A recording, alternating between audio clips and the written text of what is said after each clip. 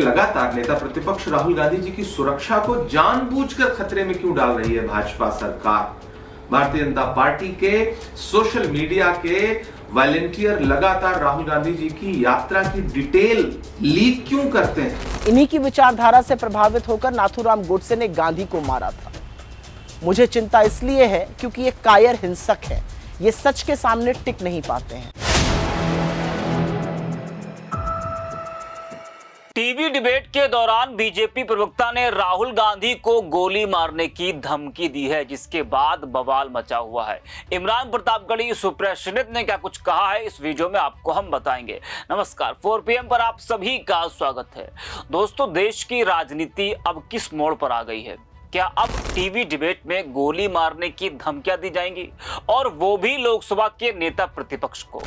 Malayalam channel की debate में भाजपा नेता प्रिंटू महादेव ने कहा राहुल गांधी को छाती में गोली मार दी जाएगी।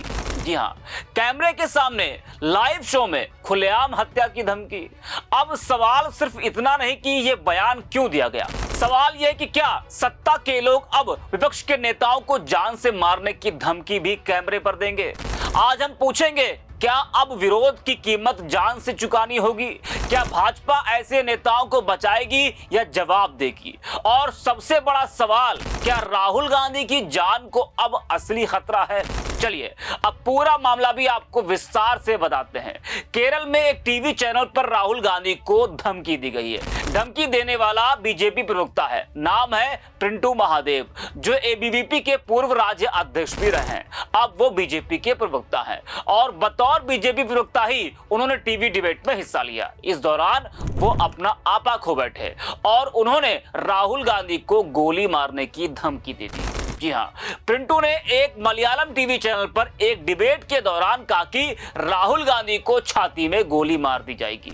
बीजेपी नेता प्रिंटू महादेव ने लद्दाख हिंसा पर टीवी चैनल में डिबेट का हिस्सा थे। इसी समय उन्होंने ये बात कही। अब जब उनका यह बयान आया तो सिर्फ कांग्रेस ही नहीं बल्कि पूरा इंडिया गठबंधन बीजेपी पर हमलावर हो गया और प्रिंटू महादेव पर कार्रवाई की मांग करने लगा। कांग्रेस की मांग है कि भाजपा के पैनलिस्ट के तौर पर प्रिंटू महादेव ने राहुल गांधी पर विवादास्पद टिप्पणी की है, इस वजह से इन पर तुरंत केस दर्ज किया जाना चाहिए। कांग्रेस महासचिव केसी वेणुगोपाल ने बीजेपी नेता प्रिंटू महादेव की राहुल गांधी पर दिए गए बयान को लेकर कार्रवाई करने के लिए गृह मंत्री अमित शाह को भी पत्र लिखा है। उन्होंने कहा कि अगर इनके खिलाफ तुरंत कार्रवाई नहीं की गई तो ऐसा माना जाएगा कि ये राहुल गांधी के खिलाफ सरकार की मिली भगत है। राजनीति में भाषा की मर्यादा टूटती है, लेकिन जब कोई सत्ताधारी पार्टी का नेता विपक्षी नेता को खुलेआम गोली मारने की धमकी देता है तो यह केवल एक व्यक्ति का अपराध नहीं, यह पार्टी की जिम्मेदारी बन जाती है। भाजपा को अब जवाब देना होगा। वहीं बीजेपी प्रवक्ता की इस टिप्पणी पर कांग्रेस सांसद इमरान प्रतापगढ़ी का भी बड़ा बयान सामने आया है। उन्होंने कहा कि भाजपा का प्रवक्ता पिंटू महादेव एक टीवी चैनल पर नेता प्रतिपक्ष राहुल गांधी जी को छाती पर गोली मारने की धमकी देता है।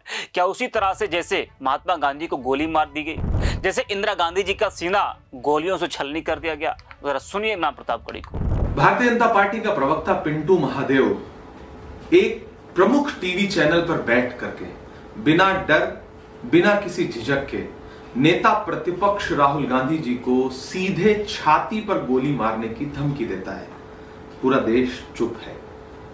क्या उसी तरह से जैसे महात्मा गांधी जी को छाती पे गोली मार दी गई, जैसे इंदिरा गांधी जी का सीना गोलियों से छलनी कर दिया गया, आप उसी तरह से इस देश के गरीबों की, मजलूमों की और देश की असल जनता की सबसे मजबूत आवाज नेता प्रतिपक्ष राहुल गांधी जी को रास्ते से हटाने की साजिश कर रहे हैं? मेरा सवाल है भारतीय जनता पार्टी की नफरत वाली राजनीति से कि आप लोकतंत्र में विश्वास नहीं रखते। आपका प्रवक्ता, आपकी पार्टी का आधिकारिक नेता टीवी चैनल पर बैठ करके नेता विपक्ष को गोली मार देने की धमकी देता है छाती पर, और आप चुप हैं। मेरा एक सवाल यह भी है कि लगातार नेता प्रतिपक्ष राहुल गांधी जी की सुरक्षा को जानबूझकर खतरे में क्यों डाल रही है भाजपा सरकार। भारतीय जनता पार्टी के सोशल मीडिया के वॉलंटियर लगातार राहुल गांधी जी की यात्रा की डिटेल लीक क्यों करते हैं? राहुल गांधी जी के खिलाफ कौन सी साजिश कर रहे हैं आप? राहुल गांधी जी की आवाज से कितना डर गई है भारतीय जनता पार्टी? मेरा सवाल है देश के गृह मंत्री से और देश के प्रधानमंत्री से कि नेता प्रतिपक्ष की सुरक्षा को पुख्ता करने के लिए आप क्या कर रहे हैं? और आपकी ही पार्टी के नेता अगर टीवी चैनलों पर खुलेआम उन्हें गोली मारने की धमकी देते हैं तो आप क्या कार्रवाई कर रहे हैं? कैसा संदेशा देश को दे रहे हैं? और मेरा सवाल है भारतीय जनता पार्टी के राष्ट्रीय अध्यक्ष जगत प्रकाश नड्डा जी से कि आपकी पार्टी में ये जो हत्यारी मानसिकता के लोग बैठे हैं, आप उनके खिलाफ कार्रवाई कर रहे हैं या नहीं कर रहे हैं? या उनकी मानसिकता को आपकी पार्टी की मानसिकता क्यों ना समझा जाए? उनकी मानसिकता को पार्टी के नेताओं की सोच में परिलक्षित होते हुए क्यों ना समझा जाए? मेरा सवाल है नड्डा जी से, मेरा सवाल है नरेंद्र मोदी जी से, मेरा सवाल है अमित शाह जी से। तो सुना आपने, वही कांग्रेस प्रवक्ता सुप्रिया श्रीनित ने भी हमला बोलते हुए कहा कि मैं राहुल गांधी की सुरक्षा को लेकर चिंतित हूं। जिस आसानी से बीजेपी के एक प्रवक्ता ने टीवी पर कहा कि राहुल गांधी के सीने पर गोली मार दी जाएगी, उसको सुनकर चुप कैसे रहा जा सकता है? यह पहला भाजपाई नहीं है जो यह कह रहा है। इससे पहले इन्हीं सिरफिरों में से एक ने उनकी जुबान काटने की बात की थी। किसी ने उनका सिर काटने पर इनाम घोषित किया था। किसी ने इंदिरा जी की कायर हत्या का हवाला भी दिया है। सुनिए सुप्रिया श्रीनित को। मैं राहुल गांधी की सुरक्षा को लेकर चिंतित हूं, असल में बहुत चिंतित हूं। क्या मुझे लगता है कि उनकी जिंदगी को खतरा है? हाँ, बिल्कुल लगता है। और इस आशंका पर बार बार मोहर लगाने का काम संघी भाजपाई कर रहे हैं। जिस आसानी से खुलेआम बीजेपी के एक प्रवक्ता ने टीवी पर कहा कि राहुल गांधी के सीने पर गोली मार दी जाएगी, क्या वो सुनकर चुप रहा जा सकता है? सवाल इस बात का है। सवाल इस बात का है कि ये पहला भाजपाई नहीं है जो इस तरह की बात कह रहा है। इससे पहले इन्हीं सिरफिरों में से एक ने उनकी जुबान काटने की, किसी ने उनका सिर काटने की परिणाम घोषित किया था, किसी ने इंदिरा जी की कायराना हत्या का भी हवाला दिया था। तो ये बार बार भाजपाई इस तरह की बात करते हैं और इनमें से एक के खिलाफ भी बीजेपी कोई एक्शन नहीं लेती है। उल्टे ऐसे नफरती दरिंदों की पदोन्नति होती है पार्टी के अंदर। मुझे चिंता इसलिए है क्योंकि इन्हीं संघियों का ऐसा ही खूनी इतिहास है। इन्हीं की विचारधारा से प्रभावित होकर नाथूराम गोडसे ने गांधी को मारा था। मुझे चिंता इसलिए है क्योंकि ये कायर हिंसक है। ये सच के सामने टिक नहीं पाते हैं और टिक सकते भी नहीं है। मुझे चिंता इसलिए है क्योंकि जिन सुरक्षा एजेंसियों पर उनकी सुरक्षा की जिम्मेदारी है, वो उनकी सुरक्षा से संबंधित चिट्ठियां जो लिखी जा रही हैं वो बेधड़क लीक कर रहे हैं। मुझे चिंता इसलिए है क्योंकि बीजेपी आईटी सेल के ट्रोल राहुल गांधी के विदेशी दौरों के फोटो और वीडियो को सोशल मीडिया पर शेयर करके उनकी सुरक्षा के लिए बड़ा खतरा बार बार पैदा करते हैं। लेकिन मुझे सबसे ज्यादा चिंता इसलिए है क्योंकि राहुल गांधी ने इन लोगों की सबसे दुखती नब्ज पकड़ ली है और वो दुखती रग है वोट चोरी। कैसे लोकतंत्र में चुनावों के साथ लगातार खिलवाड़ करके सत्ता हासिल की जा रही है और राहुल जी ये पुख्ता सबूतों के साथ देश को बता रहे हैं। दिक्कत तलब बात यह है कि उनके सबूत, उनका बताया सच आज घर घर पहुंच गया है और वोट चोर गद्दी छोड़ का नारा देश भर में गूंज रहा है। मुझे चिंता इसलिए है क्योंकि हमने अपने नेताओं को हिंसा के चलते खोया है।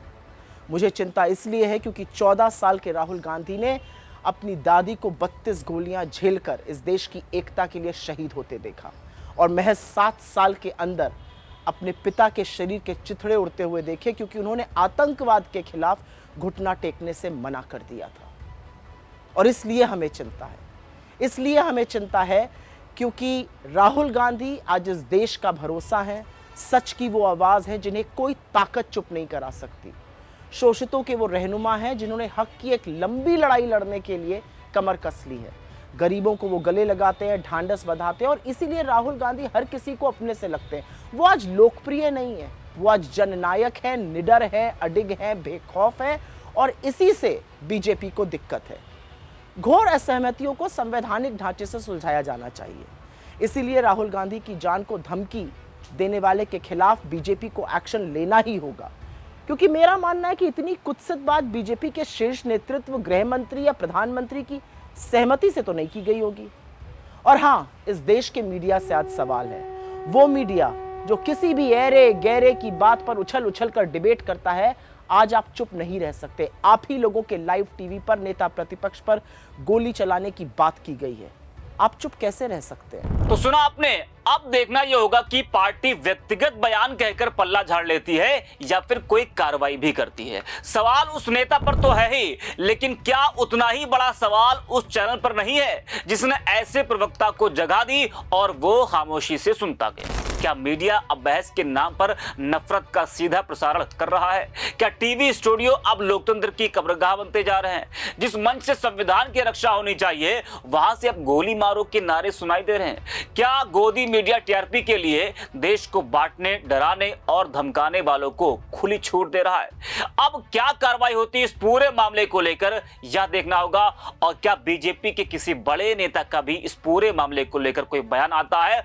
और पिंटू महादेव जिसने राहुल गांधी को धमकी दी है उस पर क्या कुछ कार्रवाई देखने को मिलती है, यह देखना होगा। तो इस वीडियो में इतना ही। आप देखते रहिए 4PM।